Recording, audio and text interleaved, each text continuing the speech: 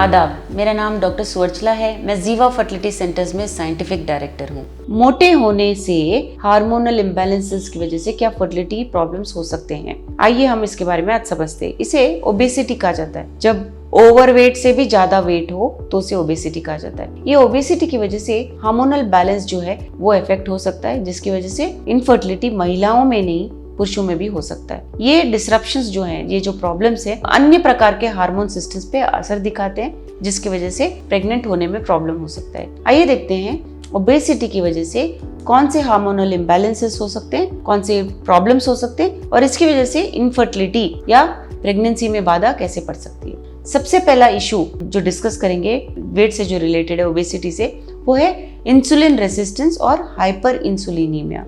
Obesity की वजह से इंसुलिन रेसिस्टेंस हो सकता है, जहाँ पे बॉडी के जो सेल्स हैं वो इंसुलिन को ठीक तरह से रिस्पॉन्ड नहीं करते। इसकी वजह से पैनक्रियाज नामक जो बॉडी पार्ट है वहां से बहुत ज्यादा इंसुलिन रिलीज होता है इस प्रॉब्लम की वजह से, और इस इंसुलिन के एलिवेटेड लेवल की वजह से, यानी ज्यादा होने की वजह से ये रेगुलर जो सेक्स हार्मोन्स होते हैं जैसे कि ईस्ट्रोजन हो गया, टेस्टोस्टेरोन हो गया, इसमें प्रॉब्लम हो सकता है। ये जो ओवरीज में अंडे बढ़ रहे होते हैं कि उनमें एंड्रोजेंस नामक हार्मोन, जो मेल हार्मोन्स होते हैं, वो भी ज्यादा रिलीज होना शुरू होते हैं इस प्रॉब्लम की वजह से, जिसकी वजह से पीसीओएस हो सकता है। ये एक कारण बन सकता है पीरियड्स का इरेगुलर होने के लिए, अंडा ठीक से रिलीज नहीं होने के लिए। इसकी वजह से ओवरीज का ठीक से नहीं काम करना भी देखा गया है। अगला प्रॉब्लम है ओबेसिटी का increased estrogen levels. Fat cells जो होते हैं, जिसे एडिपोज टिश्यू कहते हैं, ये ईस्ट्रोजन प्रोड्यूस करते हैं एक प्रोसेस द्वारा जिसे कहते हैं एरोमेटाइजेशन। जब ओबेसिटी होता है, जब ज्यादा एडिपोज टिश्यू होता है, इसकी वजह से ईस्ट्रोजन लेवल्स भी बहुत ज्यादा होते हैं, और ये ईस्ट्रोजन लेवल्स अगर ज्यादा हो गए, इसके कारण हार्मोनल इम्बैलेंस होता है, महिलाओं में नहीं पुरुषों में भी। महिलाओं में पीरियड्स का इरेगुलर होना या बहुत ज्यादा पीरियड्स होना या इरेगुलर पीरियड्स होना देखा गया है। इसकी वजह से जो गर्भ का जो अंदर का भाग होता है, जिसे एंडोमेट्रियम कहते हैं, उसमें भी ओवर ग्रोथ होना देखा गया है, जिसे हाइपरप्लासिया कहते हैं। इसकी वजह से एंडोमेट्रियल कैंसर भी होने के चांसेस होते हैं। पुरुषों में स्पर्म प्रोडक्शन में प्रॉब्लम हो सकता है, प्रोडक्शन ही नहीं फंक्शन में भी, यानी कि उसके प्रॉपर फंक्शन में, स्पर्म के करेक्ट फंक्शनिंग में भी प्रॉब्लम हो सकता है। अगला प्रॉब्लम ओबेसिटी का है लेप्टिन रेसिस्टेंस। लेप्टिन एक ऐसा हार्मोन है जो फैट सेल्स प्रोड्यूस करता है, और इसका ये रोल होता है कि आपका जो भूख है, एपेटाइट है, वो बना रहे, मेटाबॉलिज्म ठीक रहे। ओबेसिटी में क्या होता है, ये जो सेल्स बॉडी होता है वो रेसिस्टेंट हो जाता है लेप्टिन सिग्नल से। आपको लेप्टिन के ठीक से सिग्नल्स नहीं मिलते। लेप्टिन रेसिस्टेंस की वजह से नॉर्मल रिप्रोडक्टिव हार्मोन्स इरेगुलर हो जाते हैं,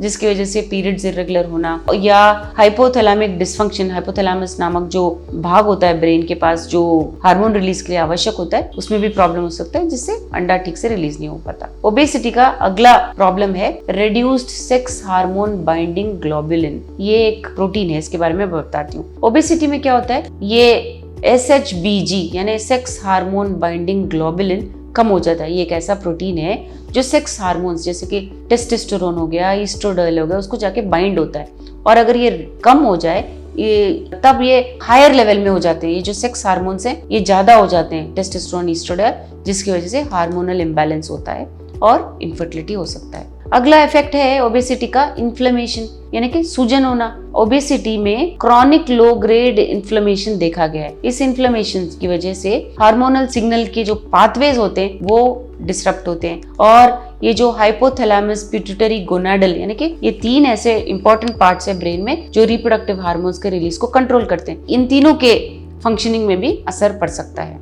इसकी वजह से इंसुलिन रेसिस्टेंस और ओवेरियन फंक्शन यानी ओवरीज का ठीक से ना काम करना भी देखा गया है। अगला है हाइपोथैलेमिक पिट्यूटरी डिसफंक्शन। ओबेसिटी की वजह से ये जो मैंने हाइपोथैलेमस पिट्यूटरी एक्सिस बताया था आपको, उसमें प्रॉब्लम हो सकता है, जिसकी वजह से हार्मोनल रिलीज ठीक से नहीं होता, और इसके कारण इरेगुलर ओव्यूलेशन होना या पीरियड्स में प्रॉब्लम होना देखा गया है। अगला प्रॉब्लम ओबेसिटी का है ऑल्टर्ड एडिपोकाइन प्रोडक्शन, यानी एडिपोज टिश्यू में प्रॉब्लम रहना। एडिपोज टिश्यू विविध तरह के हार्मोन्स और साइटोकाइंस रिलीज करता है, जिसे कहते हैं एडिपोकाइंस, और अगर इन एडिपोकाइन प्रोडक्शन लेवल्स में इफेक्ट हो गया तो हार्मोन रेगुलेशन भी ठीक से नहीं होता, जिसकी वजह से रिप्रोडक्टिव हार्मोन भी रिलीज नहीं होते। अगला प्रॉब्लम है एंडोक्राइन डिसरप्टर्स। जो लोग मोटे होते हैं, ओबीस होते हैं, उनमें ये higher level of environmental endocrine disrupting chemicals देखा गया है। इसे EDC कहा गया है और ये एडिपोज टिश्यू में स्टोर होता है। मैंने कहा ना, फैट टिश्यू में स्टोर होता है। इस EDC के स्टोरेज की वजह से हार्मोनल इम्बैलेंस होना और आपका जो रिप्रोडक्टिव सिस्टम है वो ठीक से काम नहीं कर पाना देखा गया है। हार्मोनल इम्बैलेंस और डिसरप्शंस बहुत सारे प्रॉब्लम्स क्रिएट कर सकते हैं, जैसे PCOS महिलाओं में, पुरुषों में स्पर्म क्वालिटी ठीक से ना रहना जिसकी वजह से इनफर्टिलिटी का होना। तो सबसे पहले तो ओबेसिटी को अगर आप ठीक से मैनेज करेंगे, यानी वेट मैनेजमेंट, लाइफस्टाइल चेंजेस की वजह से, दवाइयों की वजह से अगर आप ठीक कर सकते हैं अपने हार्मोनल इम्बैलेंस को, तो फर्टिलिटी ठीक हो सकता है। आपको पहले तो एक गाइडेंस लेना चाहिए हेल्थ केयर प्रोफेशनल से, जैसे कि हो गए अपने एंडोक्राइनोलॉजिस्ट या रिप्रोडक्टिव स्पेशलिस्ट। ये डॉक्टर्स आपको बताएंगे उनके एक्सपीरियंस से कि आपको कौन सा मेडिकेशन और कौन से लाइफस्टाइल चेंजेस करने चाहिए जिसकी वजह से आपकी फर्टिलिटी के चांसेस अच्छे हों। इसके बारे में और जानकारी के लिए अवश्य जीवा फर्टिलिटी सेंटर्स आइए। धन्यवाद। हमने इस वीडियो बनाने के लिए बहुत मुशक्कत की है। मेहरबानी करके हमें लाइक और सब्सक्राइब ज़रूर कीजिएगा।